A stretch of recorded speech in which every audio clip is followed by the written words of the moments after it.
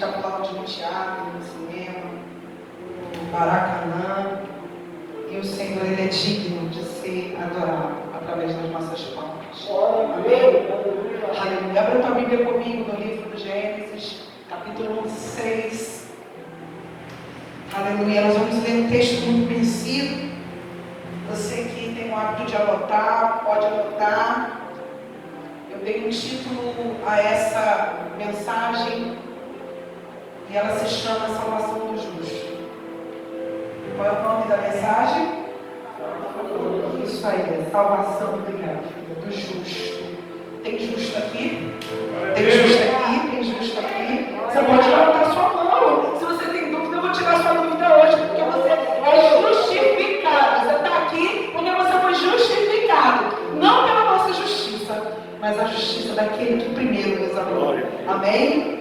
Gênesis capítulo 6, a partir do versículo 8. Nós vamos saltear alguns versículos, ok? Porque é um texto muito conhecido, a história da construção da Arca de Noé. E eu quero pontuar algumas coisas que o Espírito Santo trouxe ao meu coração essa tarde. Gênesis capítulo 6, versículo 8, vai dizer assim: contudo, a Noé, na minha versão, tá? O Senhor demonstrou sua graça e misericórdia. Eu vou repetir. Contudo, a Noé, o Senhor demonstrou sua graça e misericórdia. Versículo 9. Eis aí a história de Noé. Ele era um homem justo, íntegro entre todos os seus contemporâneos e andava com Deus. Eu vou ler novamente. Eis aí a história de Noé. Noé era um homem justo, íntegro entre todos os seus contemporâneos e andava com Deus. Vamos ler o versículo 17. Da minha parte, isso o Senhor falando com Noé, da minha parte mandarei o dilúvio, muitas e muitas águas sobre a terra, a fim de que extermine debaixo do céu toda a carne que tiver fôlego de vida. Tudo o que há sobre a face da terra deve perecer. Versículo 22. Noé assim fez tudo em conformidade com o que Deus lhe ordenara e ele concluiu a obra. Você pode sentar glorificando o nome do Senhor. Dando glória, está bem quente, mas vale a pena o sacrifício. Em breve, tão quanto antes, o Senhor vai nos abençoar com ar-condicionado. Amém, igreja? Amém, igreja? Amém quer dizer assim seja. Amém. Eu li alguns versículos salteando, porque você conhece a história. Lá no capítulo 6, começa contando a história, onde Deus começa a falar, começa a expor toda a sua indignação com a face da terra. Se a gente perguntar na classe das crianças, se a gente perguntar a uma criança, ela conhece a história de Noé, conhece a construção da arca.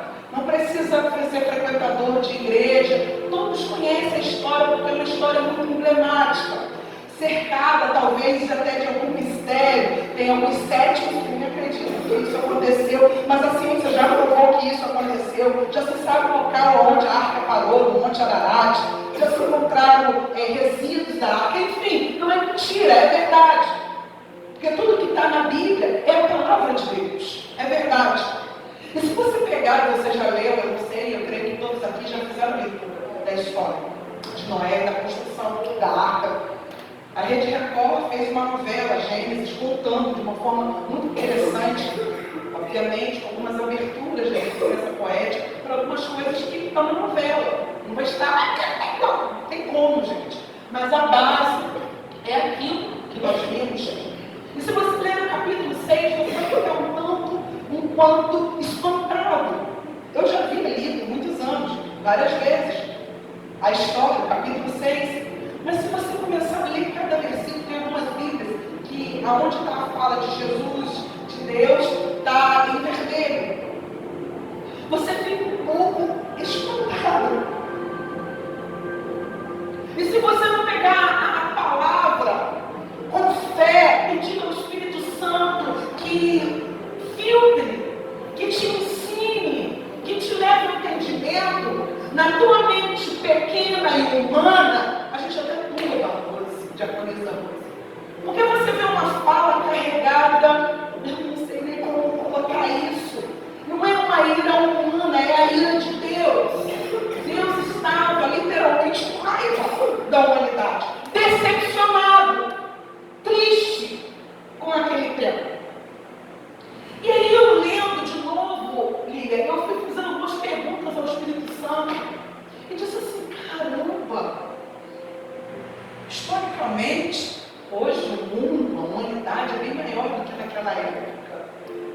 E eu acho, pelo meu pensamento, o nível de maldade, de crueldade, de coisas horríveis, será que é menor do que foi naquela época? Eu pensando nos meus botões. Porque se você ler o texto, você vai ver Deus muito indignado, mãe. Ele estava muito aborrecido, completamente, Adriele, decepcionado com a sua criação, a ponto de dizer, eu vou acabar com tudo isso que eu mesmo fiz. E na cabeça de alguém que não vive por fé, vai dizer, tá vendo? Que Deus te ama, que Deus é esse, tá vendo? Faz o homem, depois quer matar o homem, fez tudo, depois quer destruir tudo. Porque a Bíblia vai dizer que a maldade, a atrocidade que os homens faziam aquilo que o homem pensava, porque você sabe, a Bíblia vai dizer que a palavra ainda não chegou na nossa boca, ele já sabe o que nós vamos falar. Às vezes você não precisa executar, mas o Espírito Santo de Deus já sabe o que você está pensando. Porque alguém que pega uma arma e vai dizer, eu vou fazer um ganho, vou praticar um assalto, vou matar alguém, ele não pensou isso da noite para o dia. Ele planejou. É algo que vem já ruminando dentro da pessoa. Eu vou fazer mal a alguém. Ninguém se levanta e diz agora. Não. É algo que é produzido, construído dentro da mente humana. E aí vai executando, vai colocando em prática. Se você for conversar com alguns psicólogos forenses, alguns psiquiatras, eles vão dizer que tem pessoas que têm tendência à maldade, a ser ruim, não tem nenhum remorso, nenhum complexo, nenhuma ética no que vai fazer. E alguns dizem assim, depois que faz o primeiro assalto, depois que pratica a primeira morte, é como se fosse um batismo. Estou liberado. Se eu fiz o primeiro, o segundo vai ser mais tranquilo, aí no terceiro, quarto, daqui a pouco nem sente mais. A Bíblia vai dizer que um abismo chama outro abismo, que o pecado chama o pecado, que a morte chama a morte. É desse jeito.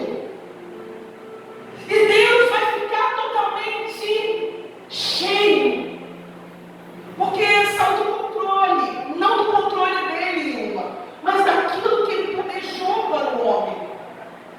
Deus ele não fez marionetes, não fez bonequinhos, nem soldadinhos de chumbo, para ser não. Tanto que ele te deu uma coisa chamada livre-arbítrio, para você escolher o que você quer fazer. De tão livre, porque há liberdade no Senhor, diferente de libertinagem. Deus ele é tão bom, tão maravilhoso, andar com Deus, servir a Deus, ser cheio do Espírito Santo, que te dá uma coisa que a droga não dá. A cachaça, a heroína, o sexo livre, a bebida não te dá uma liberdade extrema em Deus. Só que já experimentou, sabe como é bom, eu sou tão livre, eu não preciso disso para ser feliz. Dinheiro é bom, ter portas abertas é bom, óbvio, ninguém que é pobre, dizer que não é. Mas estar na presença é muito melhor. Tem uma canção antiga que eu amo que diz que o amor dele é melhor do que o vinho.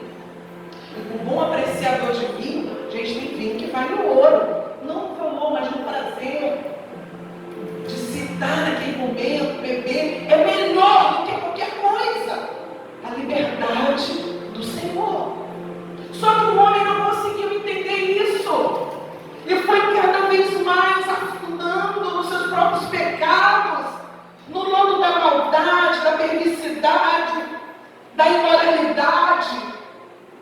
longe de Deus, porque é terrível o homem quando vive longe de Deus. Eu não estou falando de religião, eu não estou falando de dogmas, eu estou falando da experiência de viver com Deus, de ouvir o Espírito Santo, de receber a paz que excede todo entendimento, da alegria do Espírito Santo, que é uma alegria que você não precisa de nada para estar alegre. É disso. Era isso que Deus esperava para o homem. Só que o homem, como hoje, 2024, não consegue compreender. E o Espírito Santo me explicando algumas coisas, eu fui entendendo. Não é que está pior. É bem pior. Porque hoje nós vivemos a graça. Sabe o que significa graça? Favor imerecido. Você vê algumas religiões onde as pessoas ficam se flagelando, flagelo, se batendo, subindo escadas. Respeito, mas isso para mim não é fé. Porque todo o preço de dor já foi pago na cruz do Calvário. Todos os nossos pecados. Hoje a cruz que eu e você precisamos carregar é a cruz que nos mantém vivos, que é a cruz aonde você caminha com Jesus. E isso não quer dizer que você não vai enfrentar doenças, que você não vai ter problemas, que você não vai enfrentar o luto. Nós passamos agora, mais cedo, em frente à UPA, tinha uma ambulância e um carro de funerária. Meu coração deixando uma família, que deu carona, meu coração, fiz Jesus. A funerária aqui veio buscar o corpo. Na frente da UPA, morreu. O Espírito Santo consola a família. Não quer dizer que você não vai chorar, não vai dizer que você não vai ter dificuldades. Carregar a cruz é você dizer: eu vou enfrentar tudo isso e vou continuar seguindo até que Ele venha. Porque em tudo Ele me faz vencer. Ele me faz vencer o luto, Ele me faz vencer as portas fechadas, Ele me faz vencer a depressão, Ele me faz vencer a enfermidade, Ele me faz vencer a traição, Ele me faz vencer a mim mesmo. Eu venço. Isso é carregar a cruz suportavelmente. Não vem dizer: eu não estou aguentando, porque ela é do teu tamanho e na tua medida. Dentro das possibilidades de cada um. A minha cruz tem um peso, a Débora tem uma, a Carolina tem outra. E o Espírito Santo sabe. Eu não aguento mais. Lá no teu secreto, Ele vai dizer para você: porque Ele é do seu jeito. Ele nunca fez nada além do que nós possamos suportar. Ele não fez, Ele não faz. Que peso! Esse peso não vem de Deus. Porque Ele não coloca nada além daquilo que você pode suportar. Se está além, tem que estar carregando o peso de alguém. E não foi Deus que colocou. Porque às vezes a gente faz isso, né? Me dá um pedacinho da sua cruz também. Me dá um pouquinho da sua, me dá um pouquinho da sua. Aí depois a gente joga na conta de Deus. Não é.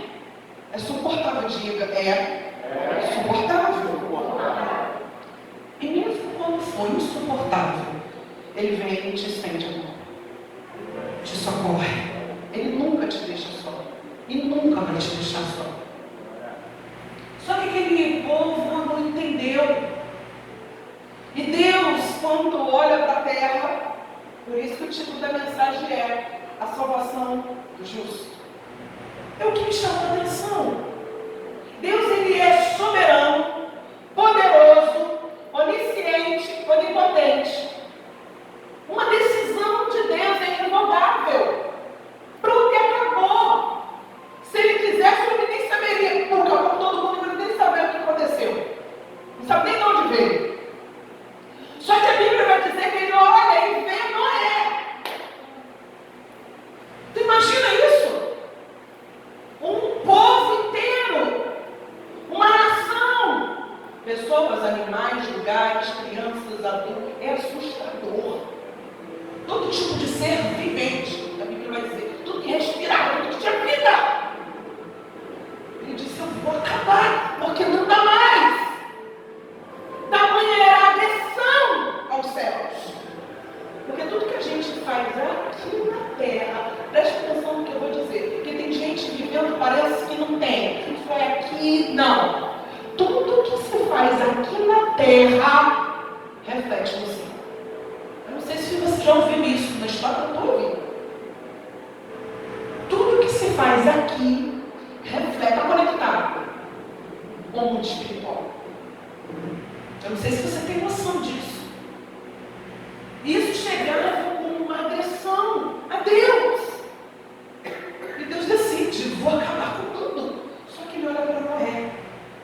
E você leu comigo no capítulo 6, versículo 8.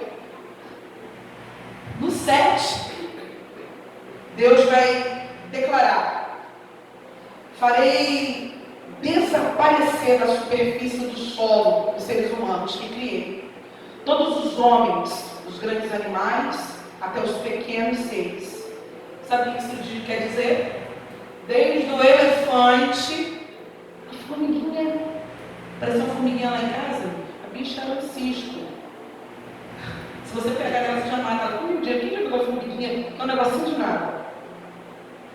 O animal ser maior até o menor. Tudo que te vira. Deus falou, vou fazer desaparecer. Aí eu pergunto, igreja, quem tem coragem de falar? Mas Deus, o Senhor fez. Deus, por quê? Quem pode, a Bíblia vai dizer, instruir a Deus? Quem pode chegar diante de Deus? Moisés fez isso, né? Pediu misericórdia para o povo. Ser advogado de alguém para Deus. Deus, mas eu já conheci histórias de mães que enfrentaram pessoas com arma no punho para defender o filho. Mãe faz isso. Marido que entra na frente, marido de verdade, entra na frente para tomar bala e não pegar na mulher. Irmão que dá vida para o outro irmão. Mas quem pode chegar para Deus e tentar justificar aquilo que só Deus sabe? Aquilo que Deus fez. E Deus declara no versículo 7, falando para Noé: eu vou acabar com os seres humanos que criei, todos os homens, os grandes animais, até os pequenos seres, e as aves do céu, até as aves. Passou todo mundo. Arrependo-me. Na minha versão, Gênesis diz: arrependo-me de havê-los feito. Quando eu li isso, eu acho que pela 20ª vez, isso causou um negócio dentro de mim. A gente se arrepende de muita coisa, de pessoas, de lugares, mas Deus dizendo, eu me arrependi.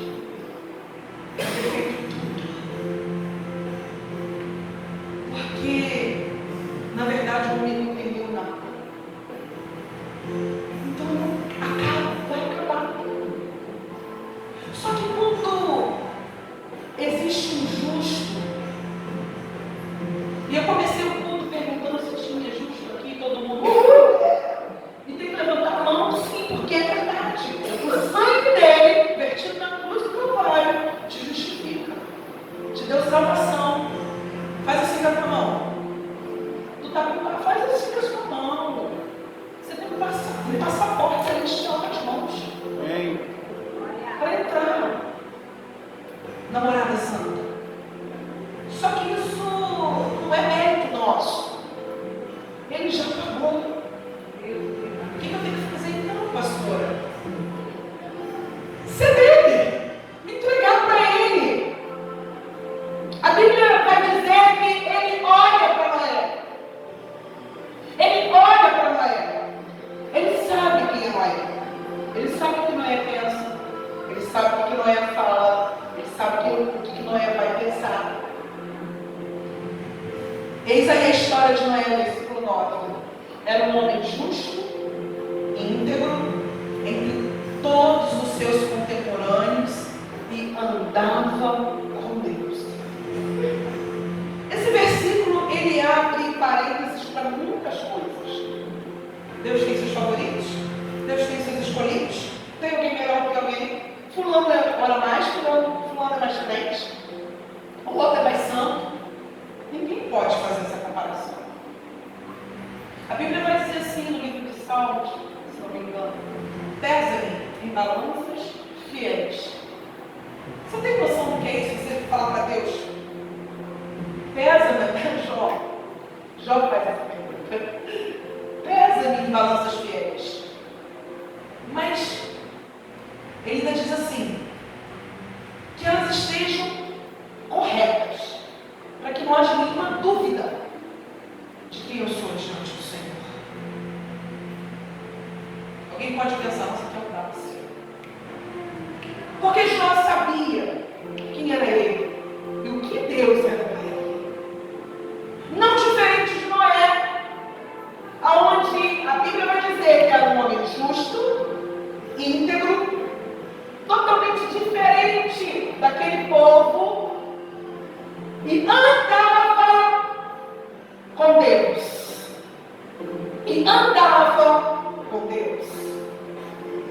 Não que Noé fosse melhor do que ninguém, mas aquele homem optou, escolheu, decidiu: a minha vida vai ser diferente. Eu quero isso para mim. E o interessante é que você vai ver nos versículos seguintes a ordem que Deus deu. Deus deu metragem, Deus deu um tipo de material, como seria feito.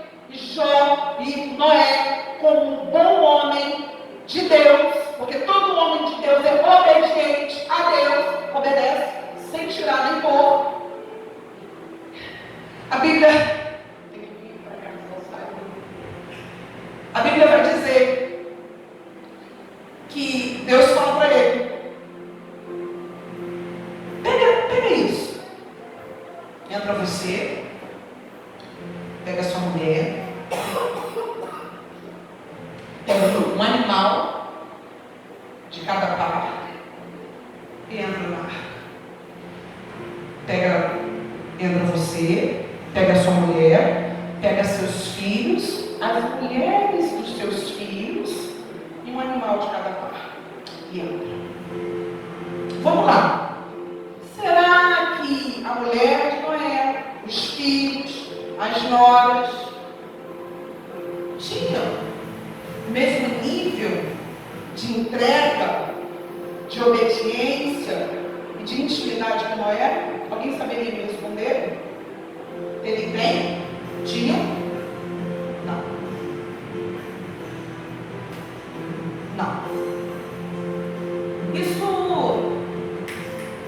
Isso não te faz pensar em nada? A responsabilidade que existe sobre nós, o peso das suas orações, os decretos que saem da sua boca, o seu posicionamento dentro de casa, quando só você serve a Deus, e o restante não, mas está todo mundo no mesmo território. A palavra de libertação, a responsabilidade de levar o Evangelho de Cristo no seu território. Quando o Senhor falar, entra na arca. Mas só tem a Débora de justo. A única. Olha só, Débora, entra só você na arca, tá? Deixa Roberto, as meninas para trás, porque a única justa é você. Claro que não. Entra você, entra sua esposa, seus filhos e suas noras.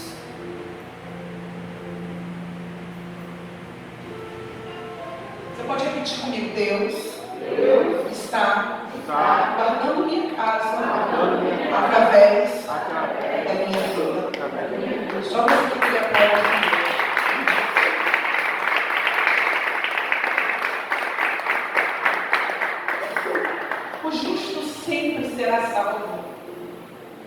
isso que não tem do que se preocupar. O justo sempre será salvo. Sempre será salvo. Sempre será salvo. Aleluia. A bondade do Senhor, a libertação, a cura, a provisão, sempre vai estar na casa do justo. Glória a Deus. Mas o vento está soprando. Eu acho que eu não vou aguentar. O Senhor não perdeu o controle. Tem uma arca para sua casa. Tem salvação. Tem libertação. Aleluia. Tem escape. Glória a Jesus. Mas, repete comigo, mas precisa ter justo. Precisa ter justo. Precisa ter justo na casa.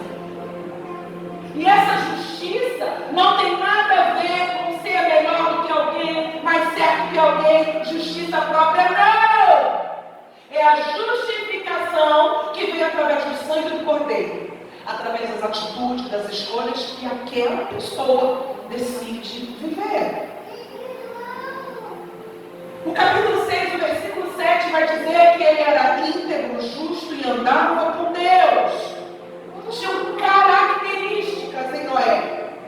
Integridade envolve fidelidade, envolve princípio, envolve entrega. Só o fato de andar com Deus já diz tudo. Obediência, porque você vai ver no versículo 22 do capítulo 6. Noé assim fez, tudo em conformidade com o que Deus lhe ordenara, e ele concluiu a obra. Um homem obediente. Você tem noção da chacota, da chocarrice, do deboche, das brincadeiras sem graças, da afronta, da humilhação que Noé, gente, passou? Você sabe que a chuva não tinha visitado a terra.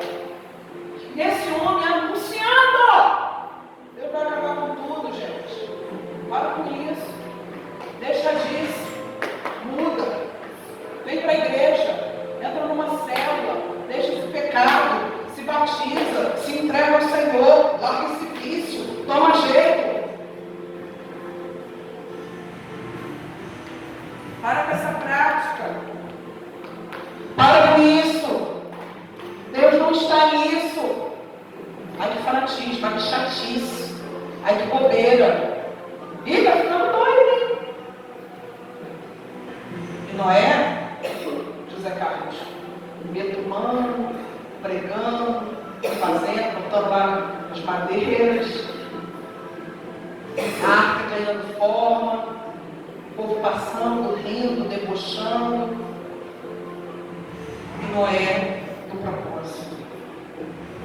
Porque ele precisava concluir aquilo que Deus havia dito. E em nenhum momento o coração de Noé titubeou, duvidou. E Noé, o tempo ia passando. Eu imagino Noé pensando: cadê a chuva? Vamos lá.